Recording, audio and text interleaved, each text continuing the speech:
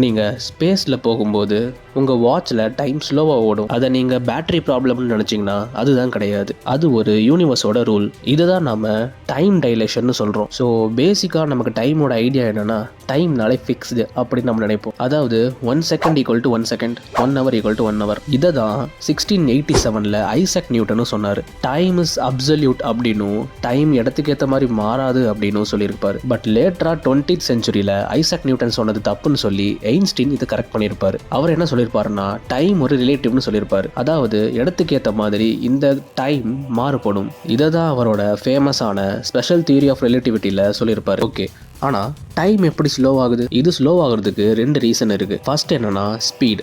Einstein தன்னோட special relativity தியரியில் ஸ்பீடை வச்சு டைம் டைலேஷனை கால்குலேட் பண்ணுறதுக்கு ஒரு ஃபார்முலாவை டெரைவ் பண்ணுறாரு. அது என்னன்னா T' equal to T by root of 1 minus V² by C². பயப்படாதீங்க, நான் எக்ஸ்பிளைன் பண்ணுறேன். இந்த இடத்துல Tங்கிறது எர்த்தோட டைம், T' மூவிங் பர்சனோட டைம், Vங்கிறது அந்த பர்சனோட ஸ்பீட், சிங்கிறது ஸ்பீட் ஆஃப் லைட். இதை வச்சு நீங்கள் ஸ்பேஸில் எவ்வளோ ஸ்பீடாக போனால் எவ்வளோ டைம் டைலேஷன் ஏற்படுங்கிறத கண்டுபிடிக்கலாம். ஃபார் எக்ஸாம்பிள், இப்போ நீங்கள் ஒரு ஸ்பேஸ் கிராஃப்டை எடுத்துகிட்டு எர்த்திலிருந்து கிளம்புறீங்கன்னு வச்சுக்கலாம். நீங்கள் கிளம்புற இயர் 2020ன்னு வச்சுக்கலாம்.